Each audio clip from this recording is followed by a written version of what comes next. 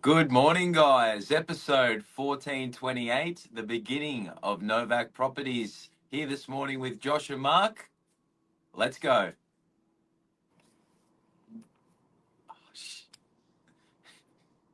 I'll do it.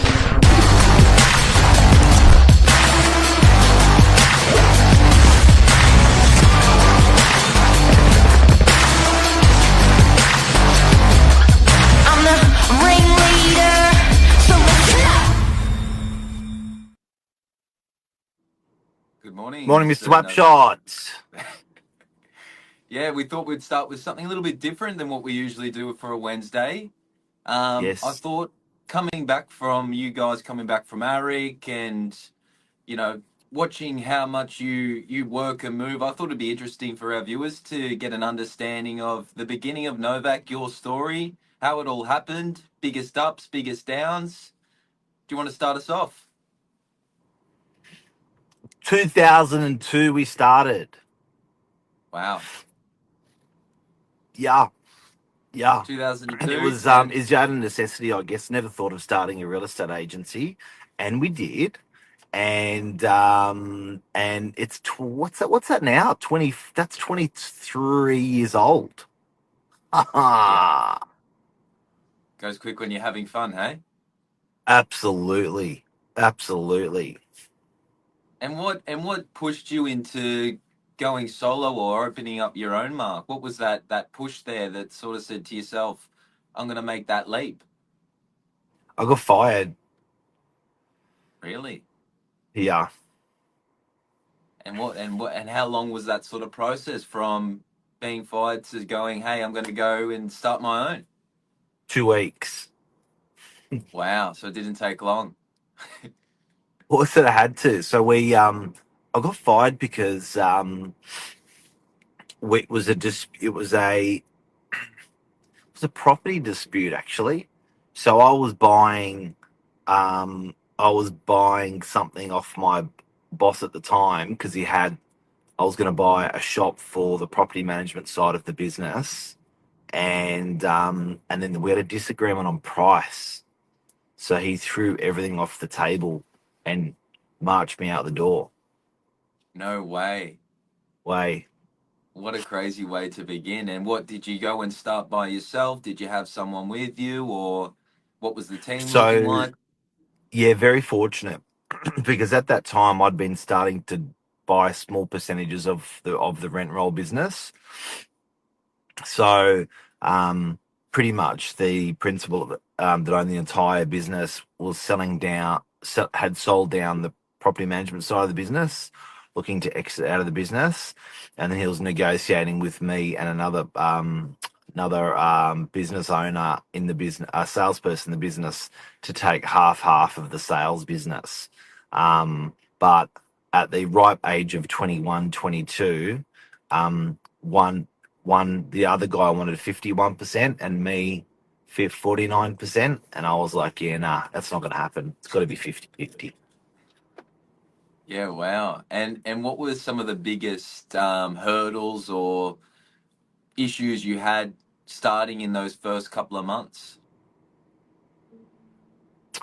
Well, the first couple of weeks, like, because we brought over some of the rental business of what we'd own. So the partners sorry, I didn't answer that question. The partners I had was a stockbroker, an accountant, um, two minority, three minority real estate agents, in the business, and my shareholding. So there was about Wow. 6 of us, 7 of us that owned that rent roll side of the business. And then I started that sales side of the business and snapped it on the side. And then we moved to DY. So yeah, they were the partners.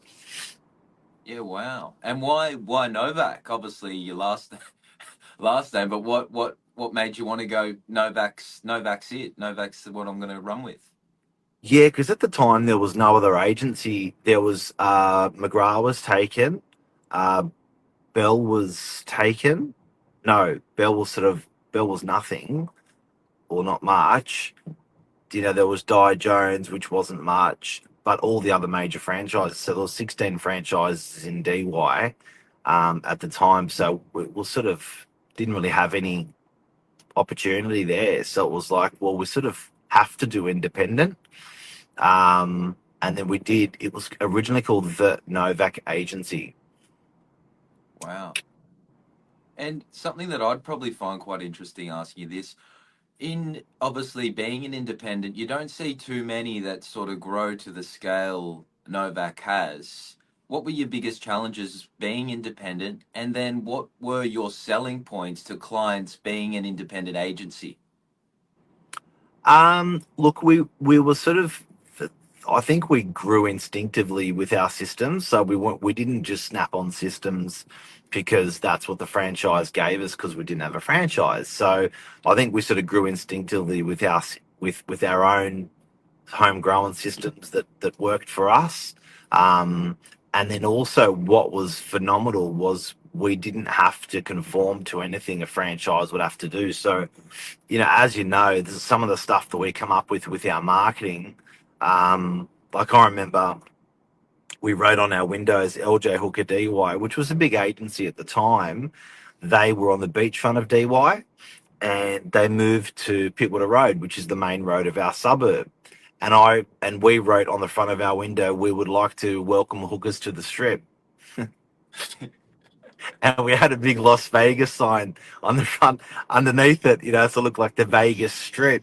That sort of stuff we would never ever be able to get away with under a franchise. So it's pretty good because we could have, without being a franchise, we could be unapologetic.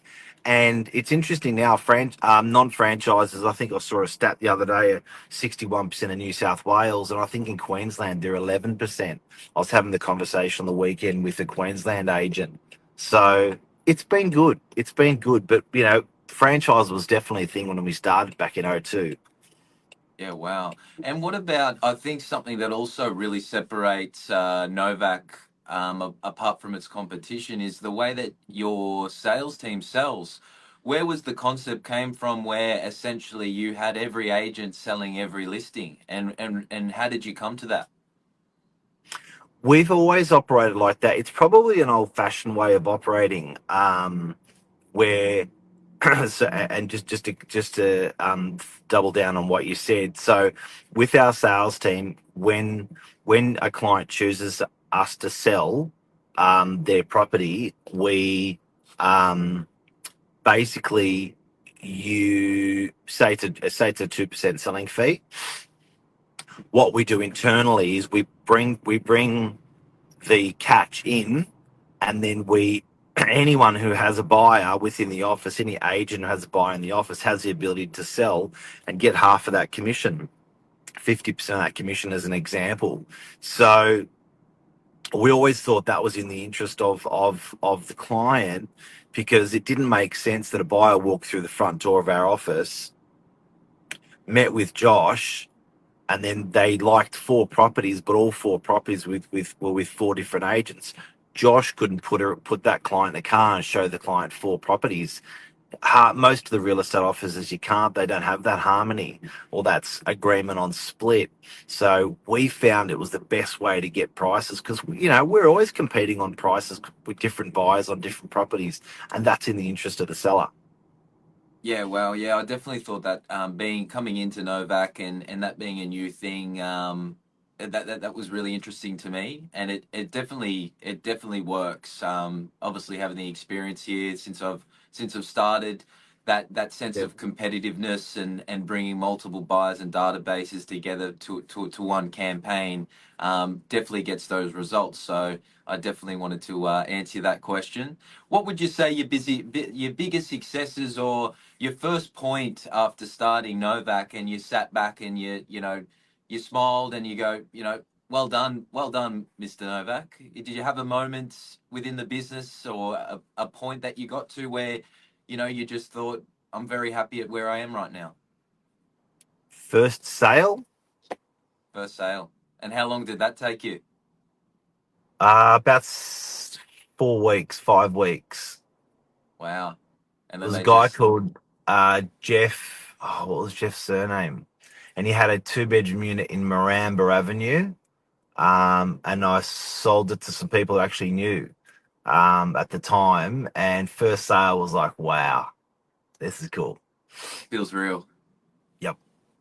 Wow, fantastic. And was there anything else that, through your experience, that people don't quite see, under the covers, so to speak, of of your experience in starting this journey that you want to share? I think that I think the best thing was just biting off more than you can chew. Mm, And I think that those bites that I've taken have been honest ones. So, for instance, I think if you're going in, if you're taking your bite, okay, let's just use a family home for example. If you're going in mortgaging yourself hard, and you're honest with yourself, and you're buying the family home at the age of 25 or 30, um, I think you're fighting for something pretty honest, and I think you're fighting for something pretty fiercely.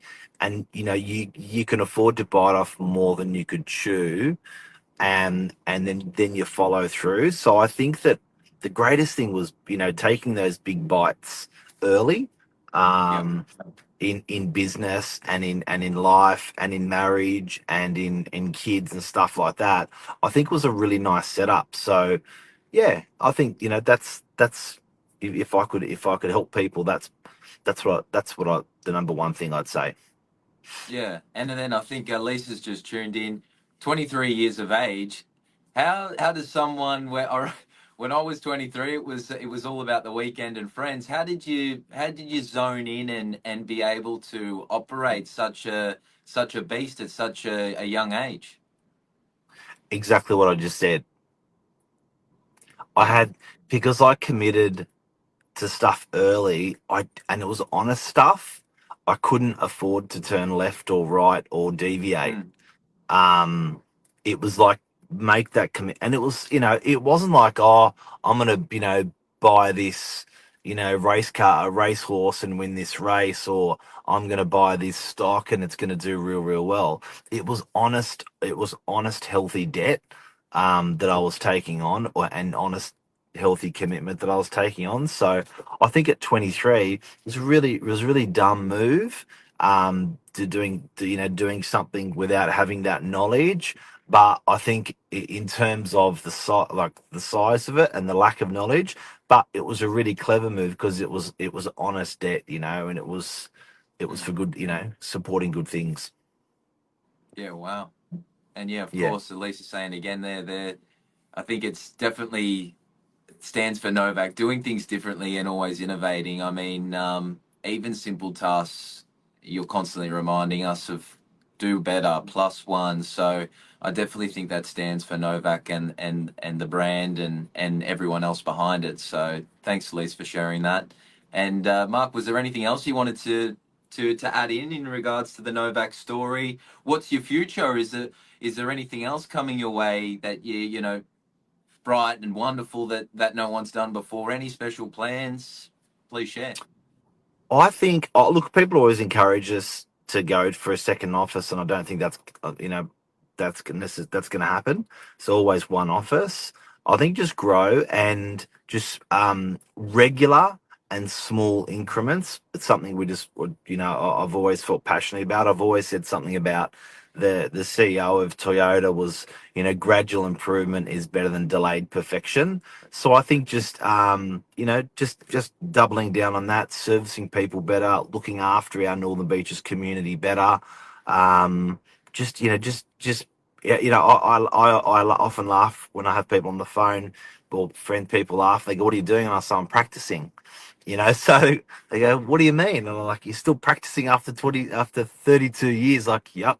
So I just think that future is just to continue practicing, and I really get a hell of a lot of joy with building, um, and helping people around me, not just in terms of clients, but in terms of our crew, and Mm. seeing and developing that the skill set of people around me with what I know, and I find that's two way, because these guys are also helping me.